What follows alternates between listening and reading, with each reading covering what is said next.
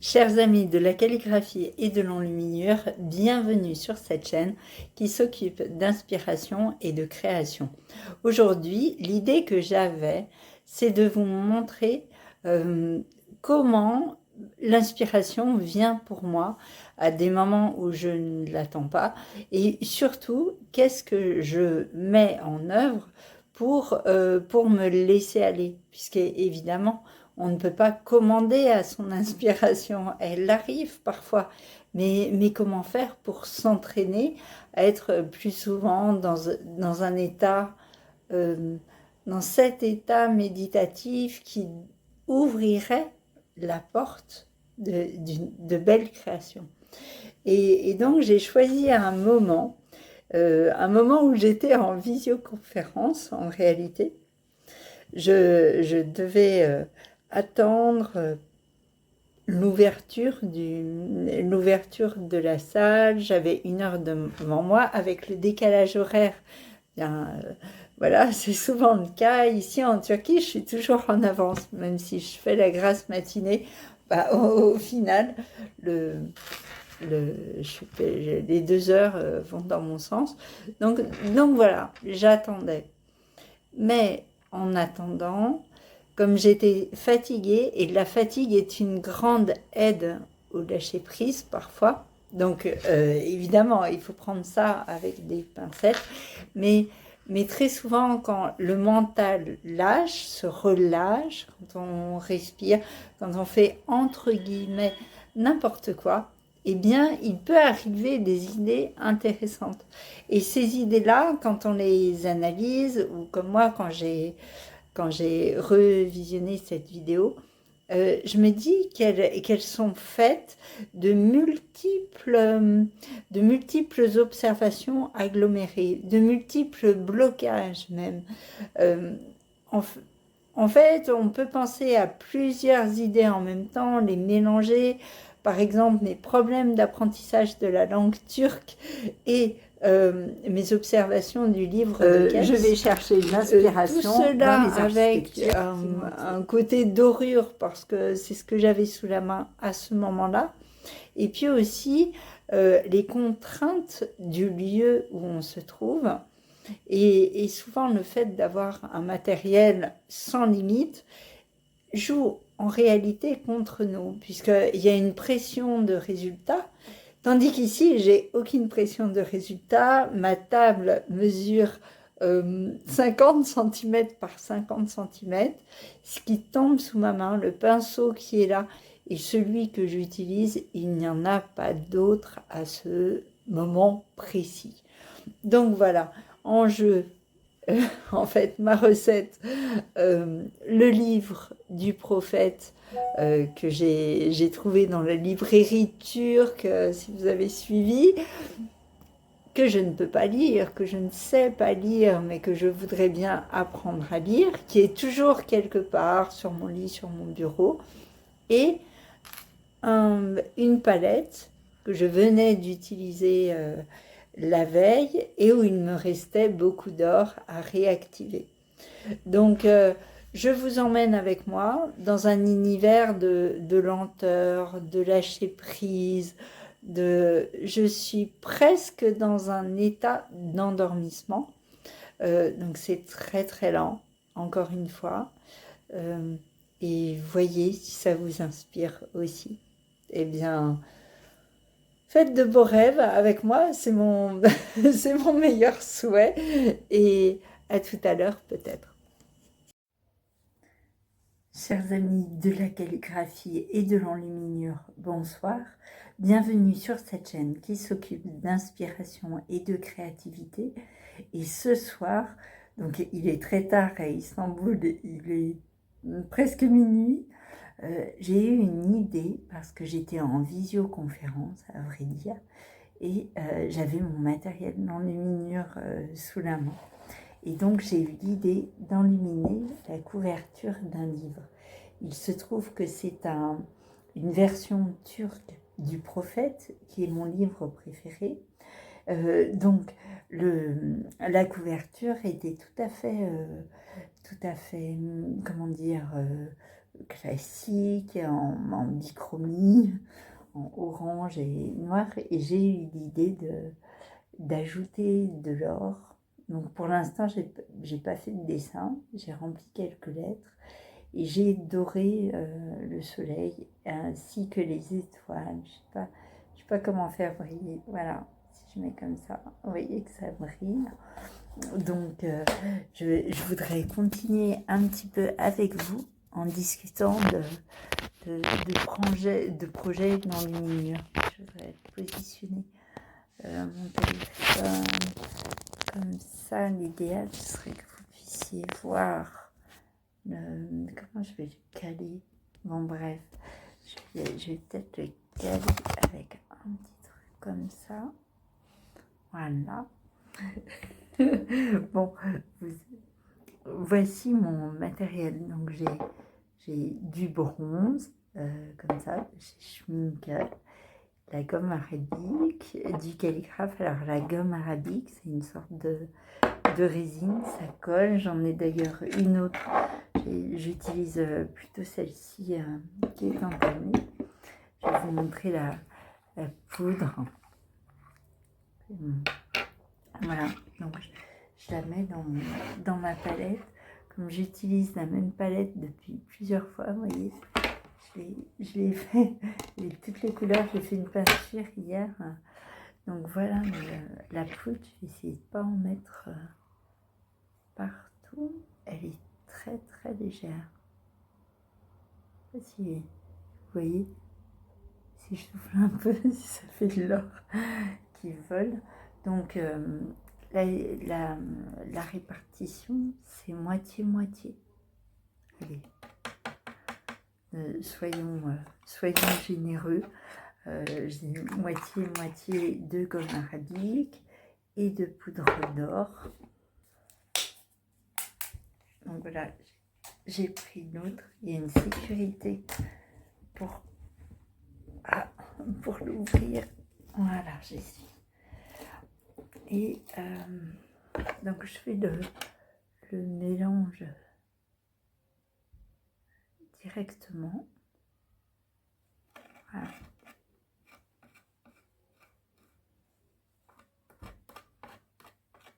Alors c'est vrai que cet or en poudre n'est pas vraiment de l'or, c'est un métal. Et il brille très bien. Il faut se préoccuper du... C'est bien aqua. Je ne sais pas si vous voyez là, ça va être à l'envers. Aqua, c'est-à-dire que la dilution se fait à l'eau, non pas à l'huile, ce qui est intéressant. Et puis, c'est le bronze Rich Pale Gold, voilà, qui donne un bel effet. Je peux monter c'est pas très facile de touiller. Vous voyez comme il brille déjà dans ma palette. Et puis ensuite, alors j'ai à Istanbul. Voici, attendez, je vais faire de la place. Voici le petit verre à thé que j'ai rempli d'eau. Alors je m'en suis servi pour l'or. Et l'indispensable pipette pour ajouter une goutte d'eau pour vraiment bien doser l'eau. Bien doser l'eau qu'on ajoute. Donc c'est pas sorcier, mais la texture, elle va être déterminante quand on l'applique au pinceau. Donc j'avais déjà un gros pinceau qui a un peu séché pendant ma visio parce que je mélange avec un plus gros pinceau jusqu'à avoir, hop, voici, vous y êtes, jusqu'à avoir un mélange homogène, une sorte de pâte. Là, comme j'ai déjà mis l'eau, c'est beaucoup plus liquide. Mais théoriquement, il vaut mieux mélanger sans ajouter de l'eau dans le premier temps. Et puis, une fois que le mélange est bien fait, eh bien, on met quelques gouttes pour avoir la fluidité choisie. Voilà. On peut aussi les mettre au pinceau. Si on n'a pas la pipette, il faut juste s'assurer qu'il n'y a pas de poudre d'or qui subsiste à la surface du mélange. Alors, je ne peux pas trop l'incliner parce que j'ai peur qu'il s'enfuit. C'est vrai que si on a des godets plus profonds. Alors là, voilà ma préparation. Là pour l'instant, j'ai fait que le remplissage des lettres. Et à l'intérieur, il y a des images évocatrices. Donc c'est comme celle-ci en noir et blanc. Et moi j'ai commencé à dorer la dernière. Donc, ce que j'ai voulu faire, c'est passer le cadre. Je ne sais pas si avec les lumières, c'est très visible. C'est le problème de la dorure en photo. Donc avec un pinceau fin, j'ai fait un cadre ici tout le tour. Et j'ai repassé certaines parties du dessin, l'œil, le tour de la main, etc. Donc c'est une activité qui me détend beaucoup, en fait, que je devais écouter des explications. C'était parfait que je puisse faire ça. Et donc là, je vais passer à la couverture, c'est-à-dire j'ai décidé de remplir d'or chacune des lettres. Donc voilà. C'est parti, je vais essayer d'incliner davantage. Je vais peut-être le caler avec la gomme arabique d'ailleurs, sinon il ne veut pas.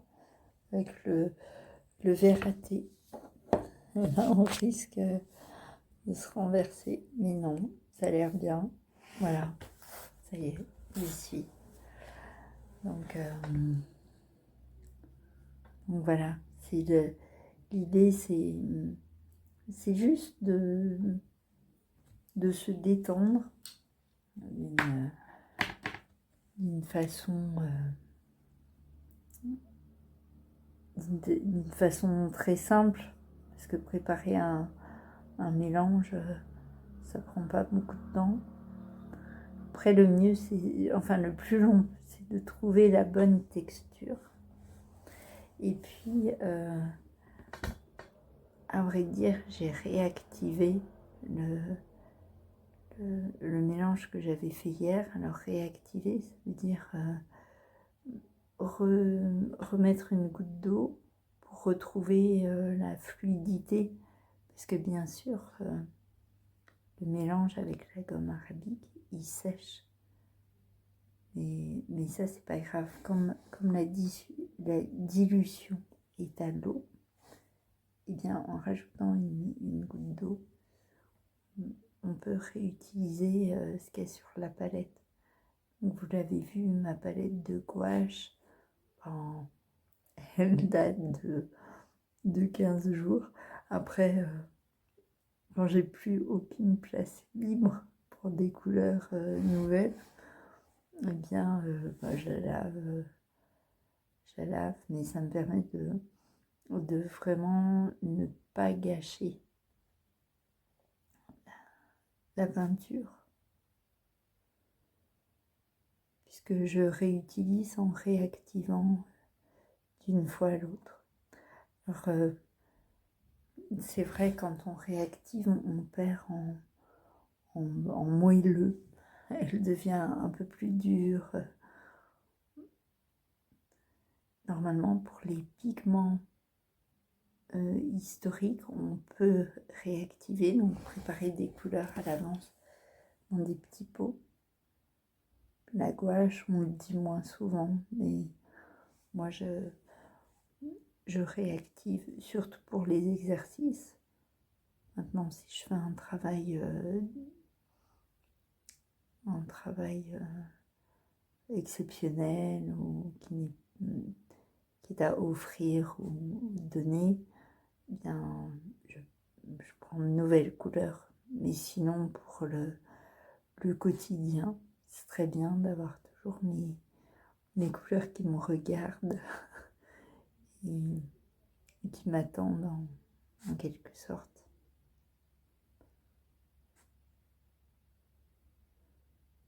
Donc voilà, une manière de se détendre. Et je dis que ça peut être aussi un livre, alors je ne sais pas, peut-être que je le garderai ou que je l'offrirai. En tout cas, le fait d'être à Istanbul avec très peu de matériel disponible, je trouve que d'un certain sens, ça vient booster ma créativité.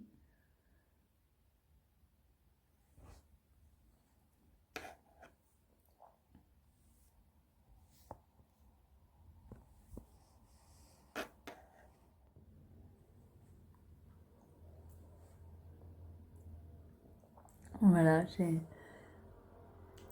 pris le temps de faire une petite photo intermédiaire. C'est une technique que j'utilise abondamment, je dirais, parce que même si l'activité de peindre me détend, c'est quand même une posture un peu contrainte, donc il faut pouvoir se reculer, faire attention à soi, éviter de se crisper. Donc voilà, ça fait une pause. Puis en même temps, ça permet de se reculer et d'apprécier l'effet produit. Parce que quand on peint en petit, ça me fait l'effet personnellement d'un entonnoir. Je tombe dans l'image. Et parfois, j'oublie mon projet. Ben, pas quand la consigne est toute simple comme ça, de peindre l'intérieur des lettres. En fait, ce qui se prêtait bien à cette activité, c'est que je m'aperçois maintenant que la quatrième de couverture est vraiment écrite en grande police. Style, je pense, c'est au moins une police 14 ou 16. C'est un résumé, on peut lire de loin.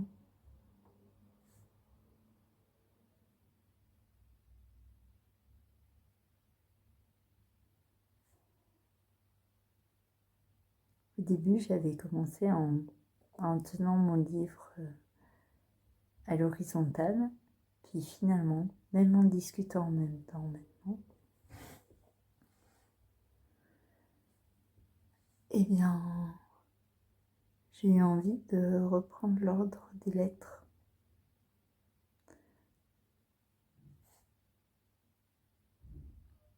Moi, je pense qu'on a une activité cérébrale qui dépasse largement la conscience.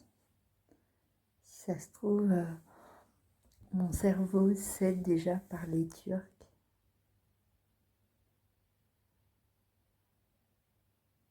Et donc,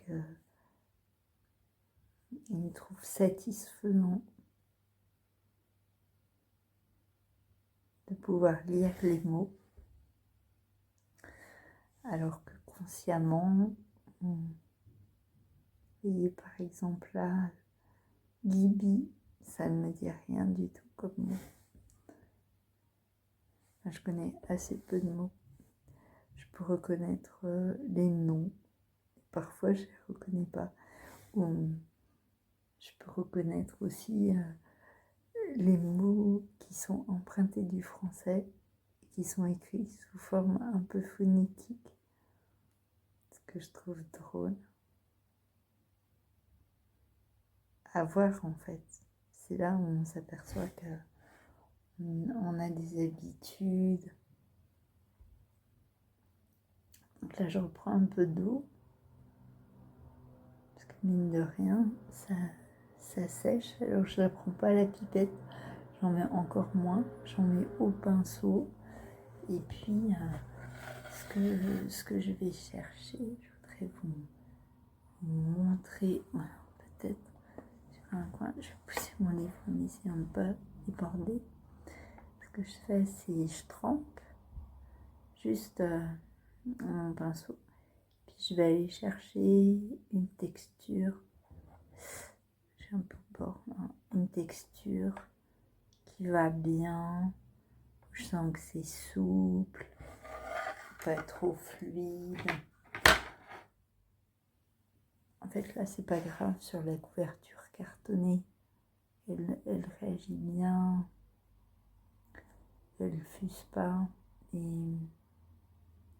Mais suivant le support, c'est vrai que la présence d'eau peut être gênante. Enfin, moi, je fais partie des gens qui ont tendance à mettre trop d'eau.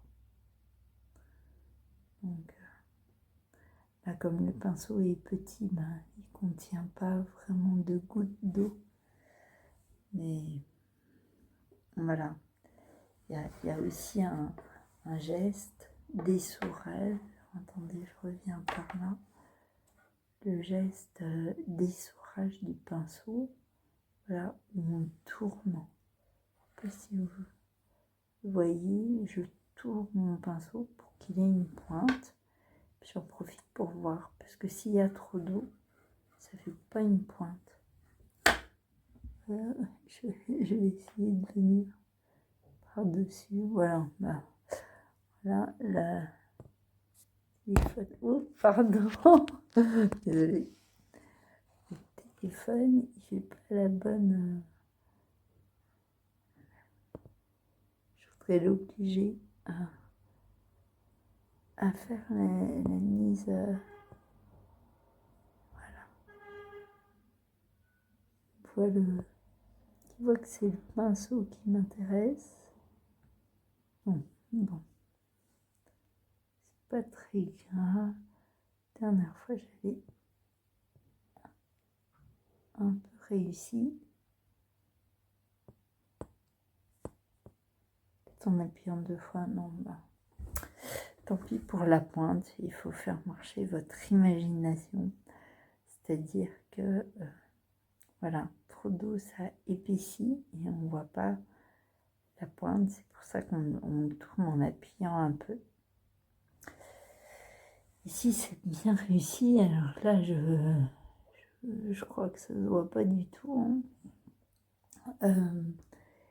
Eh bien, on peut constater qu'il y a un petit bec.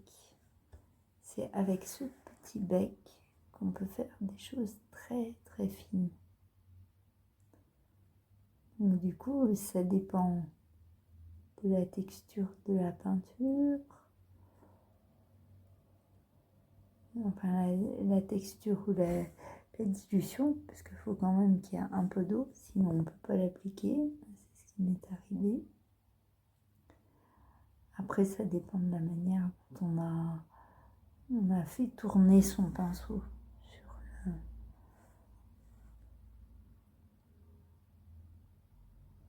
sur la palette. Alors bon, là, j'ai une palette en plastique toute simple, très légère. Et parfois, on peut avoir un coquillage qui a des bords, et dans ce cas-là, on essore sur le bord du coquillage. C'est très, très chouette. Ou alors, on peut avoir une plaque en céramique ou mieux en marbre. Moi, j'avais rapporté en visitant un cimetière à Istanbul en septembre. J'avais rapporté une plaque de marbre.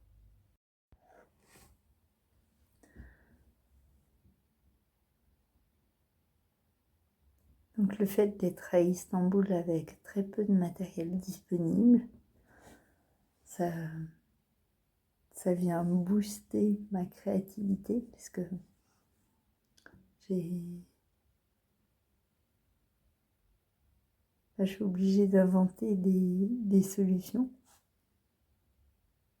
Et ça, c'est chouette parce qu'en plus, comme j'apprends le turc,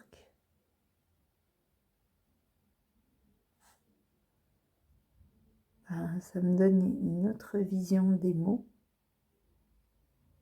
En fait, toute activité visant à travailler sur les mots est intéressante.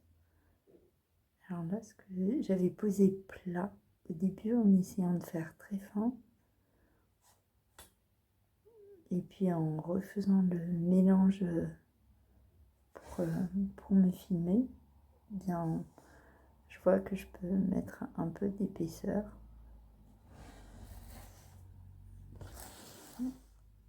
Et que ça me plaît, même si je sais que bon, au séchage, de nouveau, ça va s'aplatir. Mais quand même, je vais reprendre mes premières lettres.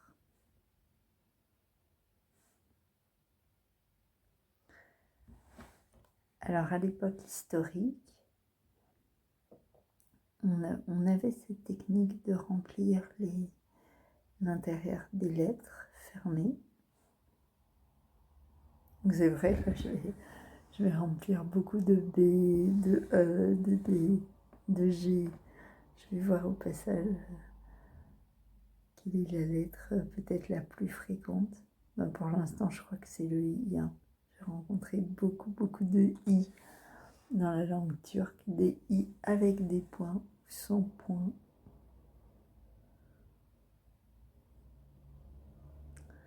Et donc, je disais, dans l'histoire, on retrouve cette manière de remplir des lettres dans un manuscrit qui s'appelle le livre de Kells, qui est un manuscrit irlandais et où vraiment l'écriture est très luxueuse, très lente, très travaillée, très enluminée. Pour certains endroits, les lettres sont remplies de cette manière-là. Avec d'autres couleurs, puisqu'il n'y a pas d'or dans le livre de Kells. Enfin, moi j'aime beaucoup mettre l'or. Effectivement, je me suis demandé, j'aurais pu mettre du orange. Alors le orange, c'est l'aluminium, historiquement. Cette couleur issue du plomb qui a empoisonné les moines du roman de la Rose.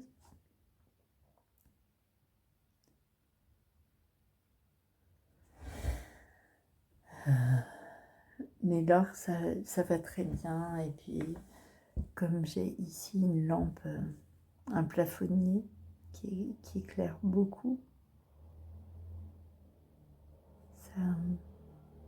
ça donne des effets de lumière, voilà, qui sont intéressants. Puis en même temps, c'est un exercice qui m'aide à mieux manier le pinceau sans stress, puisque chaque fois je reprends une lettre différente.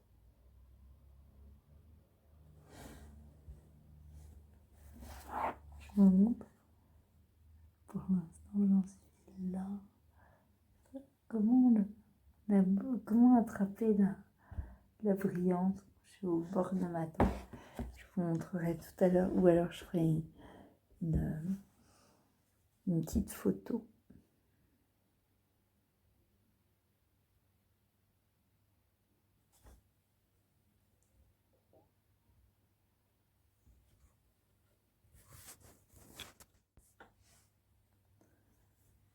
En visitant un cimetière à Istanbul en septembre, j'avais rapporté une chute de marbre blanc.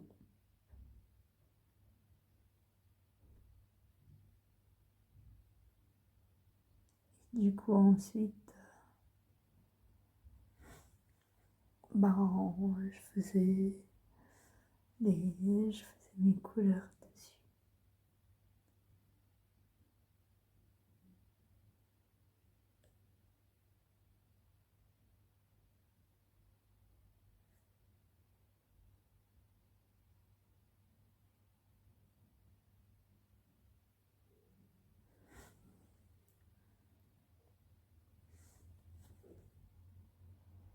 Donc, je me suis aperçue, je dis et donc parce que je suis le fil de ma pensée, je me suis aperçue que j'adore peindre la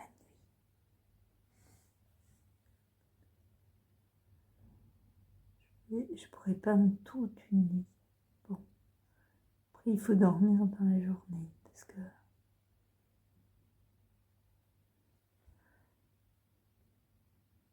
mais c'est un plaisir parce que voilà. L'enluminure m'épargne toute insomnie, du moins la peinture.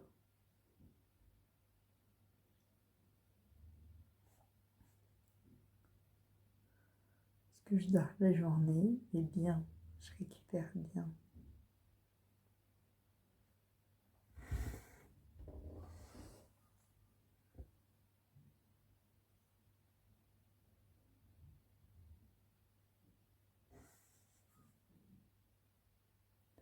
Et donc cette idée qui m'est venue à cause de la visioconférence,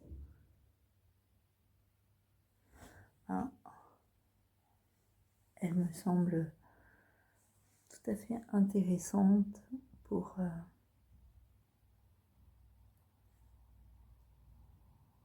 un cadeau, par exemple. Offrir un livre, mais où certains endroits du livre, alors ça peut être la couverture, les pages d'illustration intérieure, ou même les pages de garde, celles qui précèdent le texte ou qui le suivent, pourquoi pas. Là où on met la dédicace, où l'auteur écrit sa dédicace. Dans ces pages-là, pour être enluminées,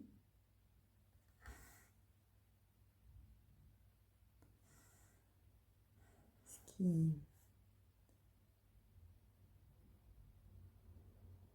qui renouvellerait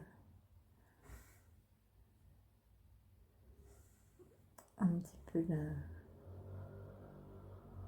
la carte traditionnelle. Ce serait un livre. Alors, je pense que le format que-sais-je est bien. Mais en revanche, j'ai l'impression que les que-sais-je sont vraiment écrits très petits.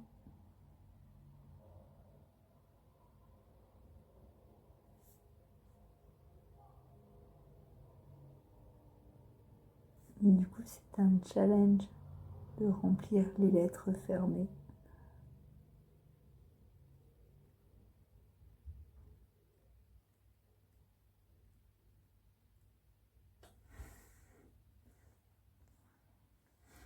Donc pour l'instant, j'ai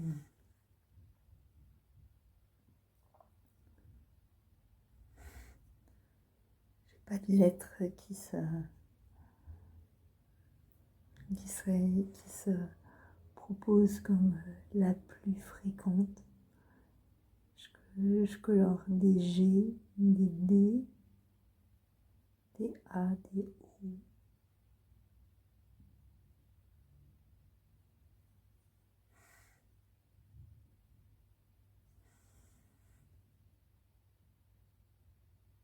Ah, je suis en train de colorer Kitabinda. Alors, Inda, Kitabinda.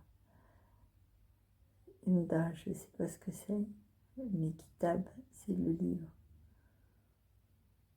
C'est drôle parce que les mots que j'arrive à mémoriser sont ceux qui m'intéressent, comme je sais dire bibliothèque, on dit Kutupanesi.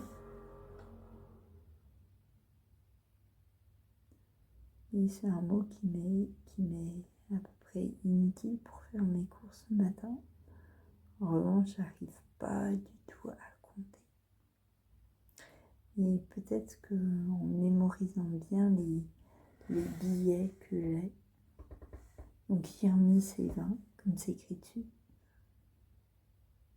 et que maintenant je sais à peu près lire.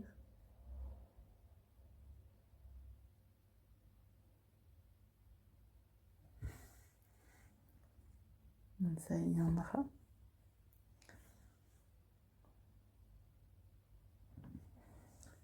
Bon, il me reste une ligne et demie, on va dire.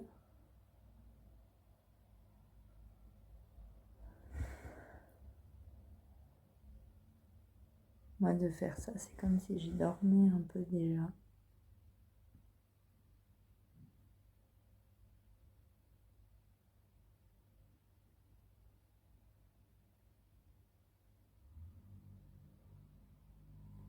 Je ne sais pas si vous, ça vous endort. J'espère que vous faites la même chose de votre côté. Ça fait comme si on discutait dans un atelier.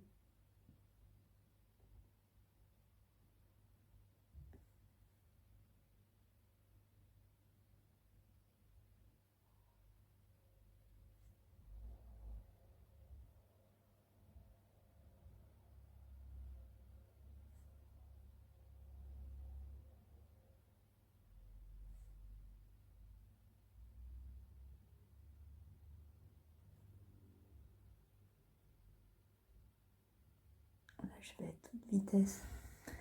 J'arrive à la dernière demi-ligne.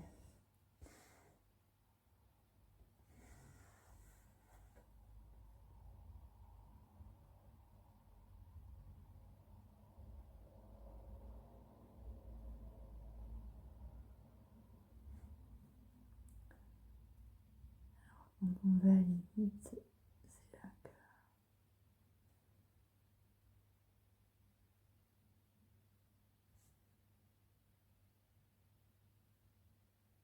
Enfin, je dis à toute vitesse, non.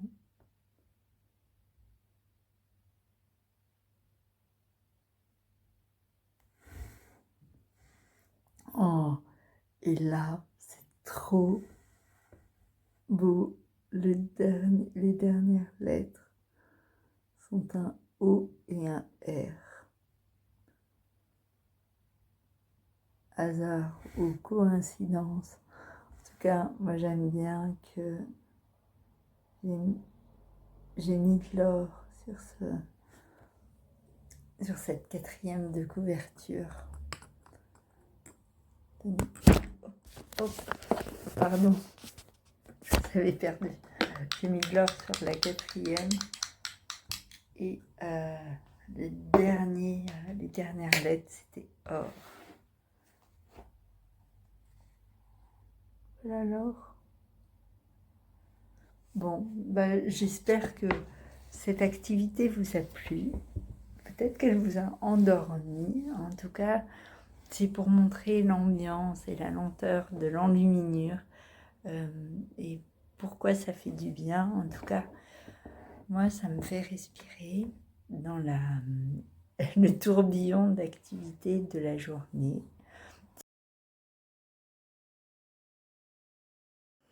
Alors, merci d'avoir suivi cette vidéo jusqu'ici.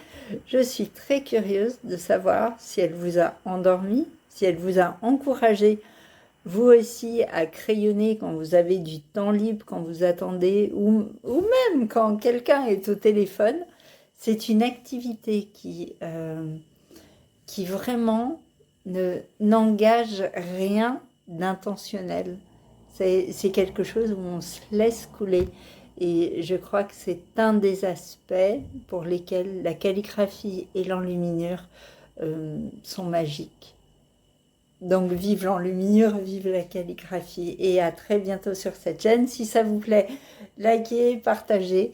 Et puis je vous dis à très vite.